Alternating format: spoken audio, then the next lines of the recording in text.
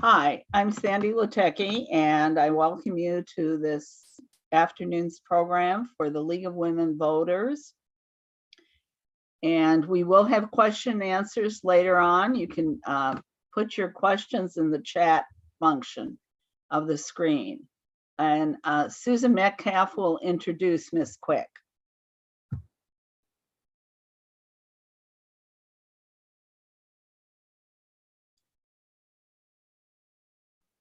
Susan, you're not. Okay, it told me to unmute. So, all right.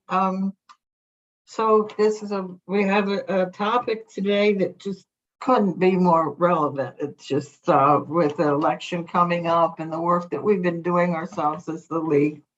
And Alee Quick, she's the Civic Marketing Manager of the News Literacy Project, which is recently entered into a working agreement with the League of Women Voters, a national league. News literacy is the ability to determine the credibility of the information that we're being bombarded with, and it's a fine art, very important in the civic process. And I'll leave it to you, Alee. Welcome. Thank you so much. I am going to share my screen. I've got a little presentation that I made, and it will help guide me. So thank you so much, everyone, and thank you for having me. So the News Literacy Project is building a movement to advance the practice of news literacy in the US. So I'm going to tell you a little bit about my work, how it fits into that, and the work of my organization. I'm Alee Quick. As Susan said, I am the Civic Marketing Manager for the News Literacy Project. I have lived in Carbondale since 2011. I was the editor of The Southern. I worked at The Southern from 2014 to 2021, had various jobs there, but left as editor.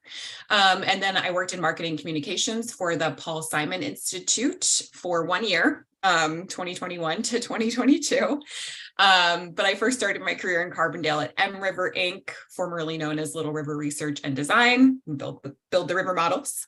I also volunteer with Clean Soil and the Buckminster Fuller Dome Home, not-for-profit here in Carbondale.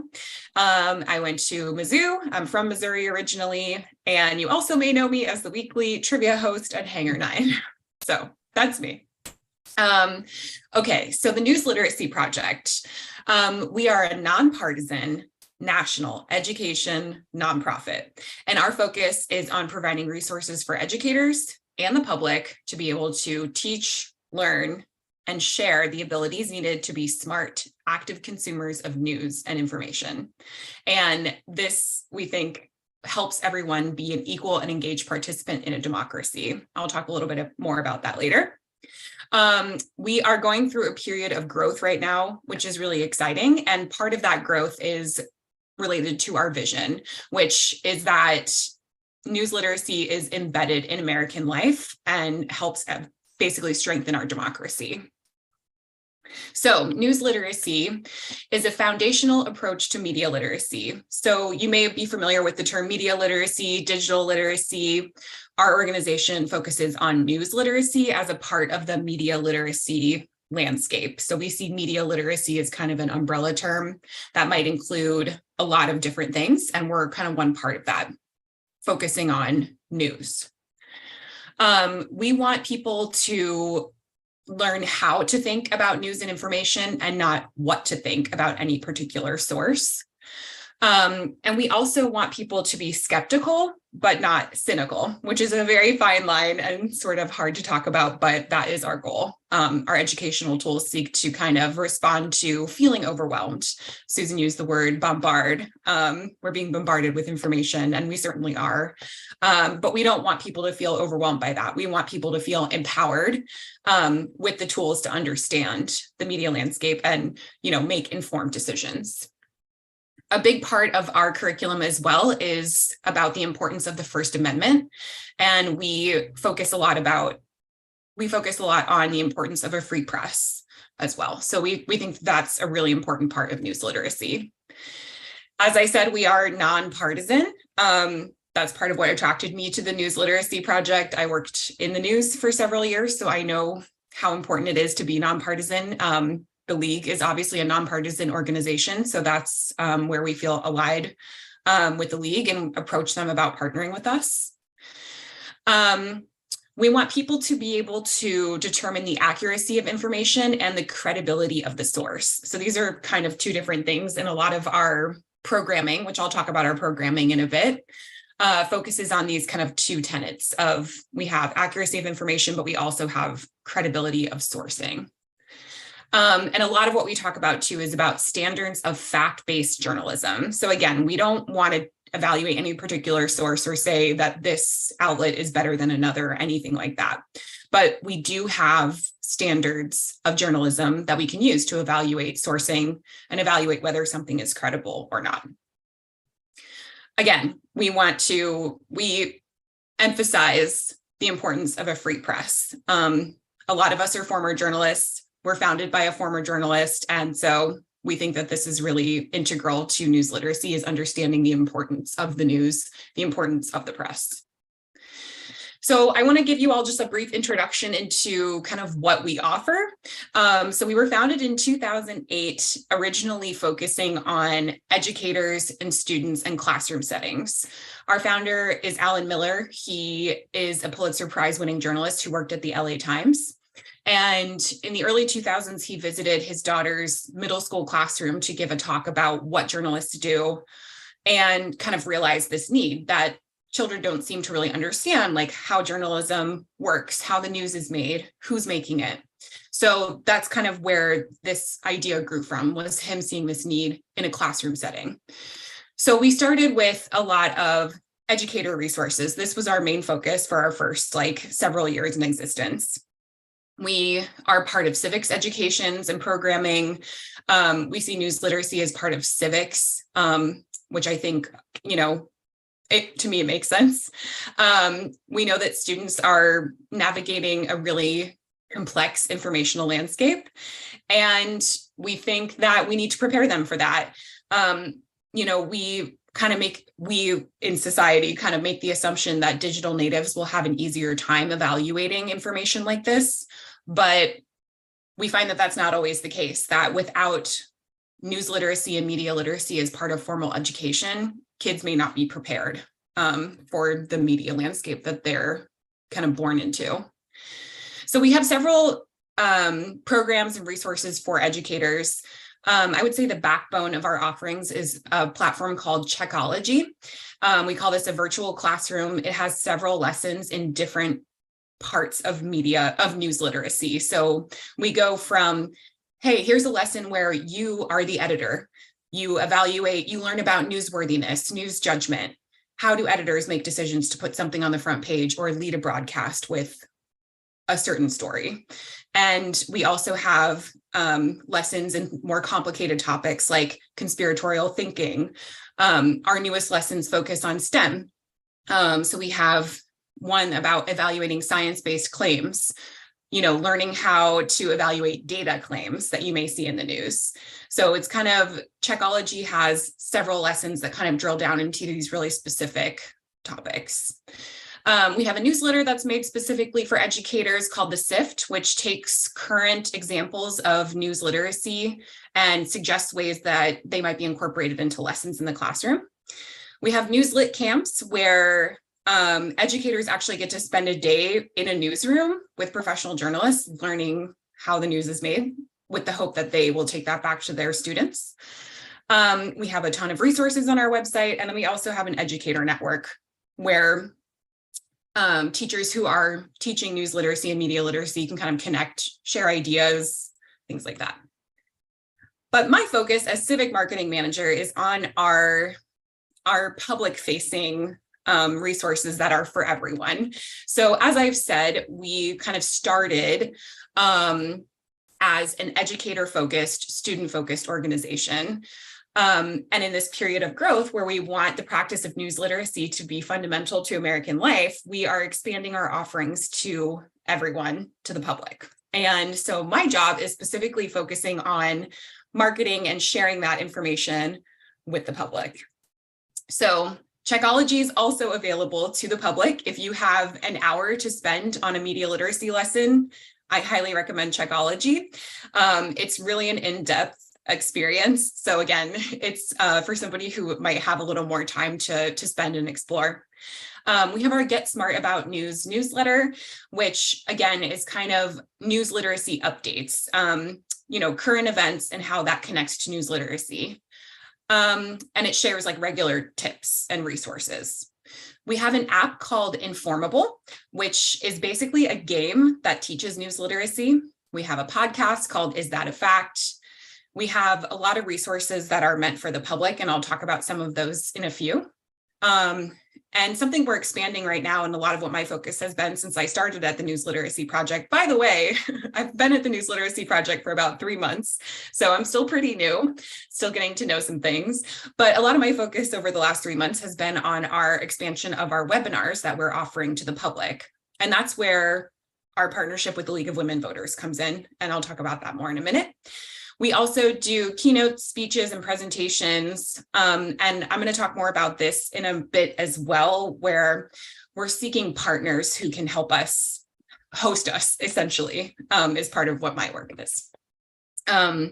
So we are working on building a movement, as I said, and we see this as kind of a sense of personal responsibility. We are approaching this in ways similar to anti-smoking, anti-drunk driving, anti-litter campaigns. So we're approaching our kind of public messaging on news literacy similar to these big campaigns that really changed the direction of American life.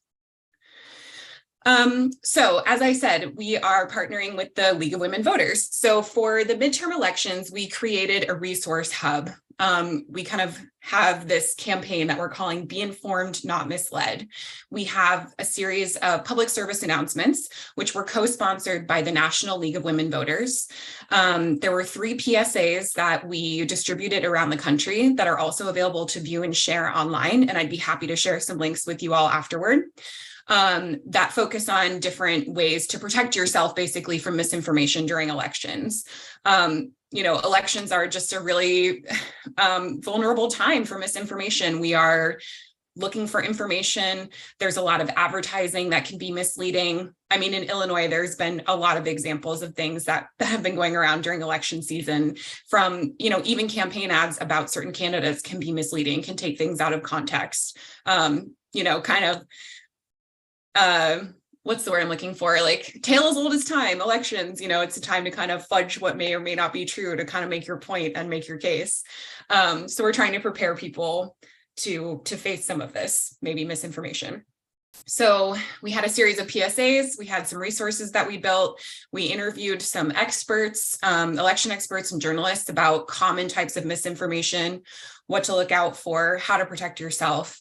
And a highlight of our campaign was this 3-part webinar series, which we actually just wrapped up yesterday. Each webinar focused on a different way. So basically it was three sessions.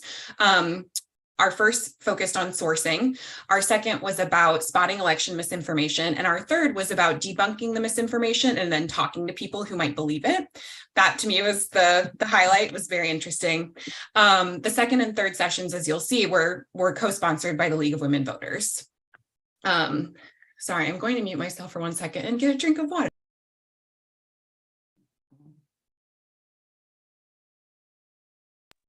Okay, pardon me. Anyway, so although the webinar series just ended, all of these webinars are available to view online. So I'll be happy to share the link with you all. And basically the League of Women Voters, although they didn't co-present with us on these webinars, they were essential partners in promoting, getting people involved, and is also offering just fundamental, vital advice on what to cover, especially with our PSAs. There was some really, really great advice that came from them. So we were deeply grateful to our relationship with them from that. And we're hoping to grow this relationship. We kind of see 2022 as a learning experience of what to expect in the next presidential election. And so from a misinformation standpoint, we're kind of keeping our eyes open during the midterms to see what patterns emerge when it comes to mis and disinformation and how we might confront that in 2024. And we're basically hoping to keep the relationship with the league going so that we can continue to be partners in 2 years. Again, like I said, we found their advice on messaging to be just instrumental as we were building our PSA campaign this year. As I said, we created some resources for this election campaign. One of them was an infographic, which I'll be happy to share with you all as well, that looked at 3 types of election rumors. So I just kind of pulled this out to give you all an example of some of the things that we make. So our election rumors infographic addressed 3 common rumors that tend to surface. And kind of the point of this was, like I said, we looked at 2020 and saw the misinformation that came from 2020 and figured it's going to be similar in 2022 because these things tend to follow patterns. So again, ballot meal accusations were common in 2020. They're common this year too. So we're just trying to kind of prepare people for common things to look out for. There are rumors about mail-in ballots. So we offer, hey, here's the rumor you may hear, here's the reality, and here's a tool where you can actually track your ballot. There are, of course, rumors about poll workers as well. Again, I will be happy to provide this infographic to you all if you'd like some time to kind of explore it, although it's got links in it to these resources, so I'll share this with you. Our next public webinar is coming up in a couple of weeks. 1 week before Thanksgiving, we are hosting Productive Conversations Without Confrontation. So this is going to look at, again, kind of this, what makes people believe misinformation and how might we approach conversations, especially with family members around the holidays, with people who believe misinformation. We are partnering with the Institute for Civil Discourse, which is based in the University of Arizona. They're going to co-present with us. They have a lot of resources about just approaching conversations from civility and understanding. We also partner with Senior Planet from AARP, and there's a registration link here. But I'll be happy again to send something along if you all would allow me to. But you can register at this link here. We also just launched a new platform called RumorGuard. So when you go to rumorguard.org, you'll find what looks like kind of a fact-checking site, but it's a lot more than that. This is actually an educational platform. So what we do is we take viral rumors. This was a recent one. The World Cup was in Qatar, and there were rumors going around, kind of viral memes online saying that there were rules prohibiting dating and alcohol, but we found this to be false. So we use kind of these viral rumors as examples. And then we have 5 factors that help us determine the legitimacy of a certain claim. We've got authenticity, sourcing, evidence, context, and reasoning. So every claim that we evaluate on RumorGuard breaks down these 5 factors and kind of explains what they mean and how we might use these factors to determine legitimacy of claims we see, especially on social media a lot, is what RumorGuard is focused on. And then we encourage people, when they've come to our site and learned about the 5 factors, taken a lesson, hopefully, or looked at an infographic and learned something about news literacy, then we encourage people to share this accurate information with their networks. And we've created a network that we're calling the RumorGuard, where we basically are asking everyone to stand up and push back against misinformation. That's part of why we're hosting these webinars about how to have productive conversations, because we see misinformation. Some of us may have been fooled by it. I certainly have been. I think we all have been at one time or another. We get the facts, and then we want to use those facts to educate our friends, our family, our networks. I just wanted to show you all a quick kind of example of some of the resources that we provide to the public. We've got 8 tips to Google like a pro. Again, this lives on our website. I'd be happy to share it with you all. But this gives us really good, concrete, specific things that we can do where when we see a piece of information online, how do we actually go about evaluating whether it's true or false? So this gives us tips for using Google. You know, we've got reverse image searching. You can use quotes to search. Did somebody actually say this? You can put in a direct quote and see what comes up. So we encourage basically fact checking when you see something, open another tab, go to Google, use these tips to search and find information that will help you evaluate a specific claim. This is a little look at what our Informable app looks like. I mentioned that earlier. You can find it in your app store by searching Informable. It is a series of games that helps you learn how to evaluate whether something is news or opinion, whether something is an advertisement or not, and whether something is checkable or not, whether something is backed up by evidence or not. I went through and played all these games. I thought it was fascinating. I worked in the news for several years and I still learned something. So another big thing that we've got coming up is National News Literacy Week. This is going to be January 23rd to 27th, 2023. Every year we partner with Scripps and several other partners as well, I'm hoping, to create a lot of events and PSAs to raise awareness about news literacy, to get people involved. So I hope to share more with you all as we kind of finalize our plans. We're still creating some plans, but I'm hoping to do something based in Illinois that will look at building trust in journalism. So can't really say much more about that yet because we're still planning, but I'm hoping that you all be interested in that, and I'd be happy to share that with you when we have a better idea of what we're doing, more concrete idea. So one of the things that I focus on as well is building partnerships to help us address certain constituency groups. We know that there are certain segments of the population that are more vulnerable to mis and disinformation for various reasons. For me, living in Carbondale, working at the paper here for so many years, I'm especially concerned about rural communities and news deserts and how that is impacting the information landscape, making us more susceptible to misinformation in small towns, places that may not have a paper or have a smaller paper, a defunded paper, for example. So we focus on rural communities, older adults. We also are partnering with African-American community groups and civic groups, as well as focusing on Hispanics. So these are just a couple of our partners that we worked with for our election campaign. Fact Chequeado is a Spanish language fact-checking website. Senior Planet is part of AARP, and then of course the League. So I'm trying to find more partners to help us reach more people and to help us understand the misinformation challenges for various constituency groups. Basically I'm hoping to make more relationships with unions, with civic clubs like Rotary Club and NAACP.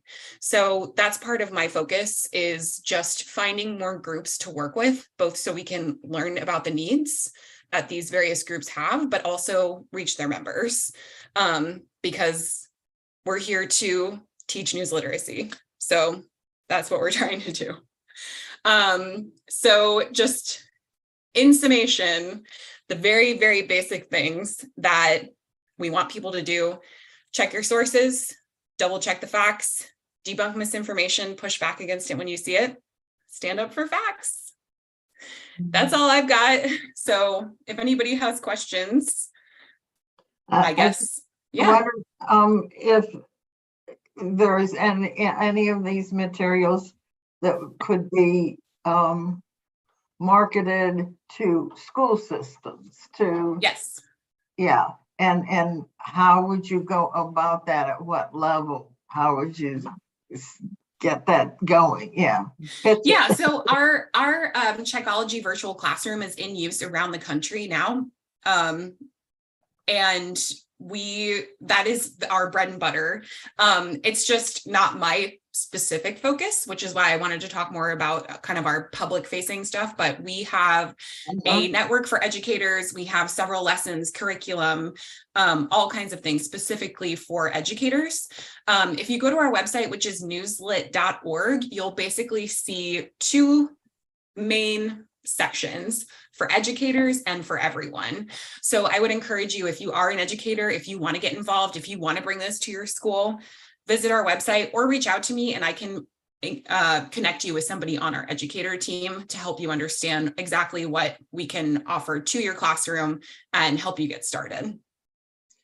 And I wondered about the Institute for Civil Discourse. I just love that. But at Arizona, did they have the others, things like that around the country?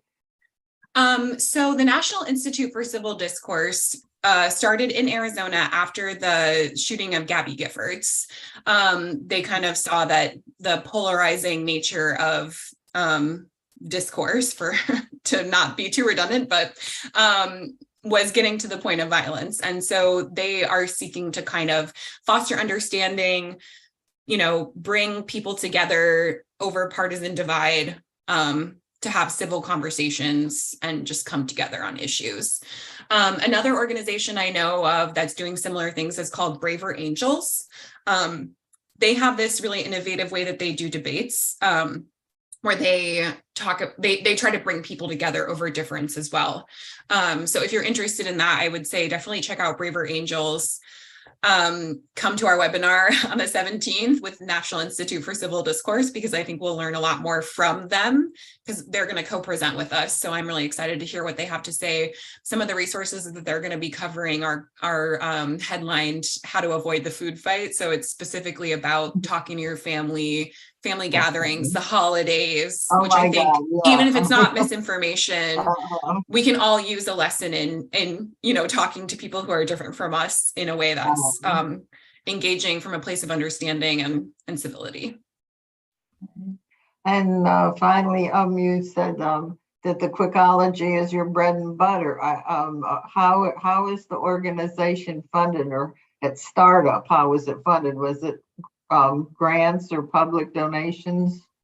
Yep, both. Both, definitely. And as I said, we've been growing. So we just announced earlier this week one of our largest ever donation from a philanthropist who's based in California named Melanie Lundquist. So we definitely are funded through philanthropists, through grants. We have funding from the Knight Center. So it's a variety of things, and all of that information is on our website. We're on GuideStar if anybody wants to know more about specifically, who's donating to us. But yeah, it's public donations. We find that a lot of our community is educators and journalists. But we also are deeply grateful to the philanthropists who fund our work as well. It's great. Sandy, I can't I'm going to hit Q&A and see what happens. I can't see it though. Oh, here it is. Yes. Okay. Okay. Gail says, oh, okay. Go ahead, Susan. How involved are you with schools? We just talked about that, but are some rural schools more reluctant to work with you? No, I mean, we're all over the country. We certainly have a lot of great relationships in big cities, because that helps us reach a lot of people all at once. But no, we're absolutely in rural schools, and we want to be in rural schools more. But yeah, we're all over the country. We do not find a reluctance from rural educators at all. Especially, on that, I'll just also say that there are some states, Illinois included, that are now requiring media literacy as part of curriculum in schools. So we expect that as that movement grows around the country, that will be in even more rural schools. So, but no, we don't find resistance in rural schools. Okay. It says, are you still based here from Carbondale? We had talked about that earlier, but briefly. Yep. Yes, this is my home in Carbondale.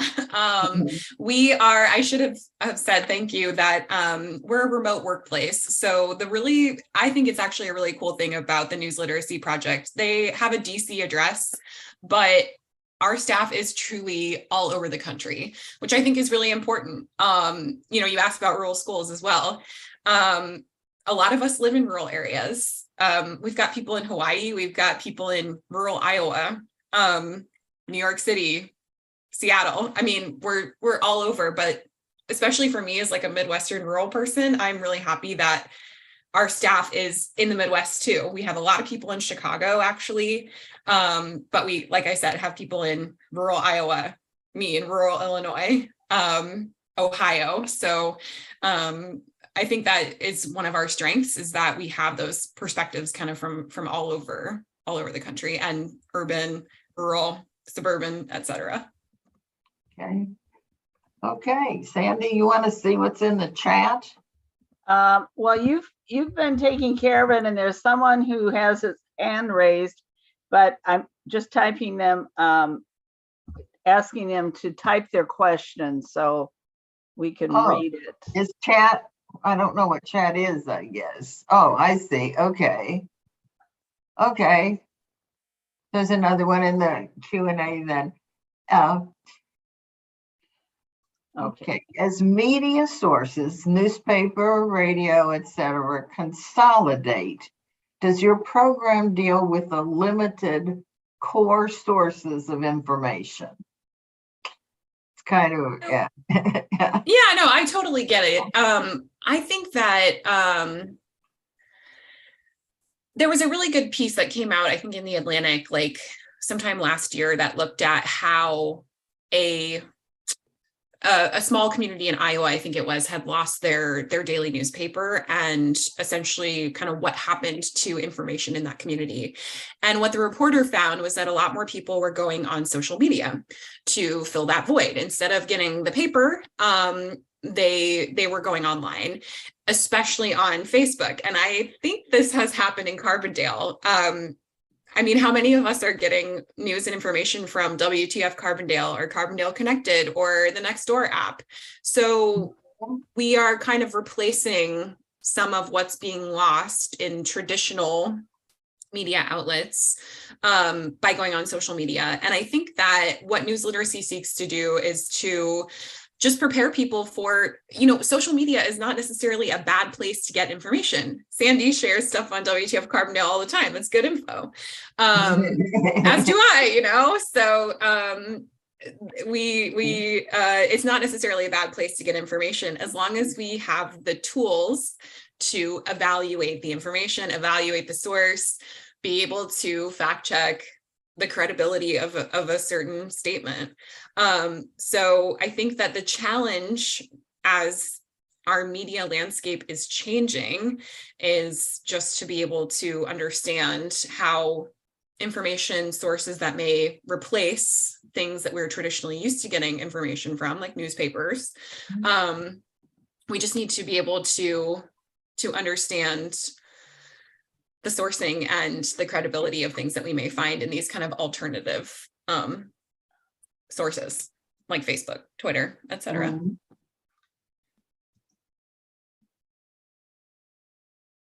Are there any more questions or comments that someone would like to make?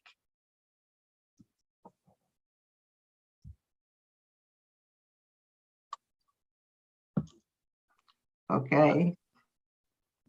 I don't know how the chat thing works, but somebody. There's nobody's asked a question. Okay.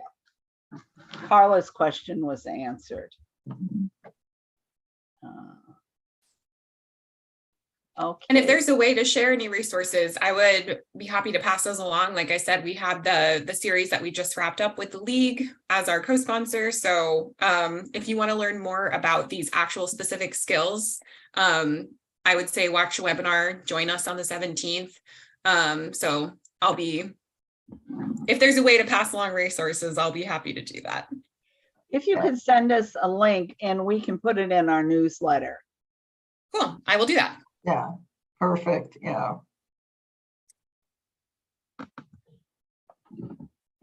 Well, Susan, I think that's it. We haven't heard from anybody else. Okay. One last request. Any questions for Ms. Quick? Yes, Here we go. there is one. Lately, there seems to be a lot of unofficial newspapers out there with very little background. How do we check them out? Yeah, so actually the great thing, this kind of goes back to one of the things I touched on really, really briefly about that Google like a pro. what we find, especially during election time and in Illinois in particular, are a lot of pink slime newspapers or essentially political mailers that are disguised to look like newspapers. I'm not sure if that's what you're referencing, but a lot of standards-based news outlets have reported on these. So if you look up the title of a newspaper that may come to your mailbox or something you may see for free in a newsstand at like a grocery store or something, you can type in the name of the outlet and see what comes up. I'm trying to remember what it was called, but there were these little newspapers going around that were, essentially political mailers funded by a PAC. And if you type in the name, you would come up with news reporting about these that kind of explains the context. And some of my colleagues in Chicago have actually been quoted in various news outlets talking about these kind of political mailers that are designed to look like newspapers. So again, that I would say start with Google. You'd be surprised like how much good information really does come up, and knowing kind of these fundamental things. I'll definitely share the links to Google Like a Pro for your newsletter, because I think that's just a really good place to start, where you'll be surprised at the good information you can find on there. And what I do is look under the news tab. So if you Google like the name of a news outlet and then look in the news tab, you can see if there have been stories written about that outlet that might give you a little more clue as to where it came from. Okay, thank you. And it's just this one, it will be good that social media sites add a button for fact checking next to any post. Do you have a tool to automatize this task?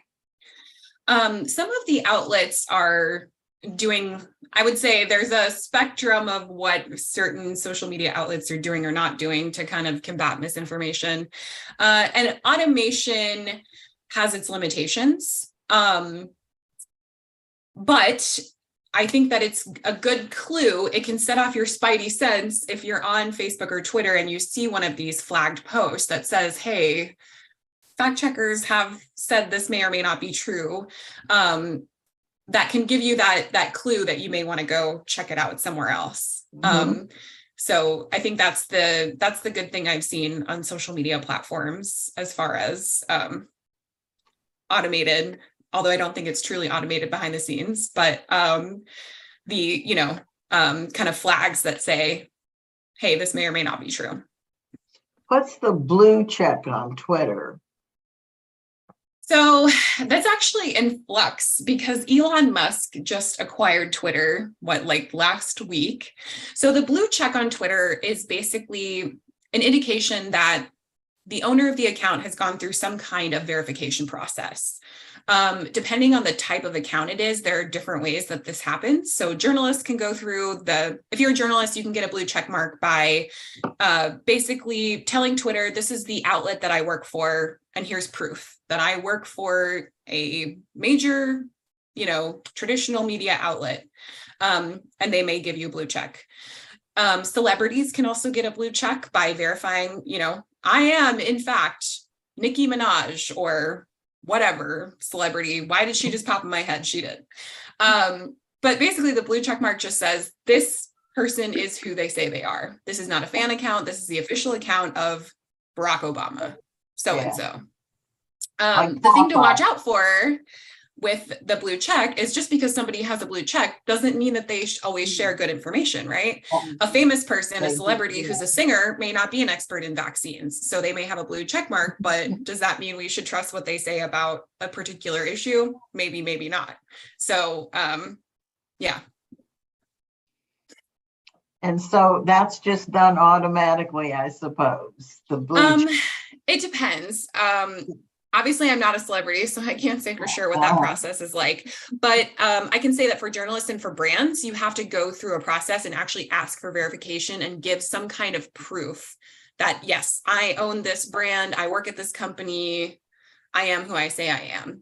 So it kind of depends on the type of account that you're running. Now, the thing that Elon Musk has wanted to do, apparently, and it's like I said, in flux, we don't know what's going to happen yet, is monetize it. That's right. Make people pay for it. So Well, it doesn't hurt to try, have a little extra spare change for himself. Okay, here's one Yeah. just thanking you, saying, yes, this has been very helpful, and I'll be looking forward to the links in our League of Women Voters newsletter. Thank you. Awesome. Okay. And any other questions?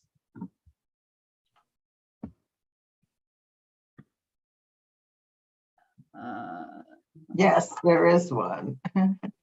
Okay. Oh, it's just another thank you. Thank you.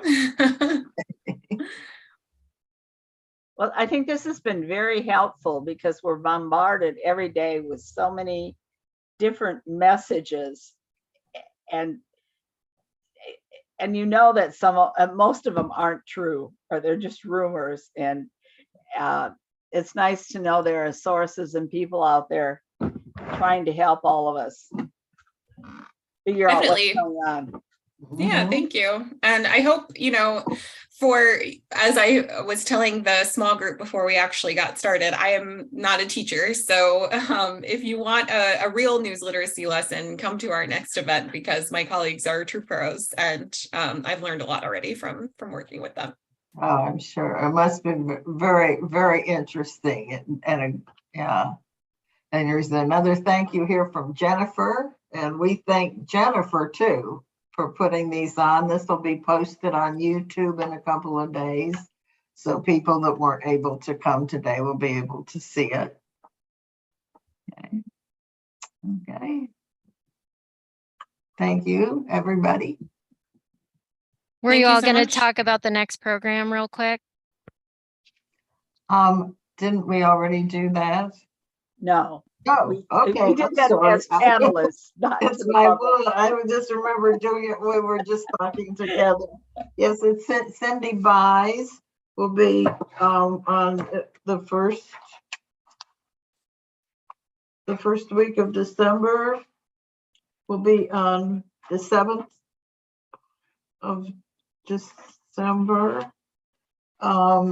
At this time again on Zoom, and she'll be talking about some topic covering the Ukraine. We left it till as long as we could to make it more specific depending upon what had been going on in the meantime. And so that'll be posted in the newsletter very soon too. And it's certainly, we've unfortunately had plenty of reason to be timely this year and not much out there in just theory. We've had a busy year, and just thank everybody for your interest, and we'll see you. Okay. And thank you very much again, Alee. That it's just a terrific sounding program, and I'm sure we'll be in touch with you again. Thank you so much. Thank you, and everybody have a good day.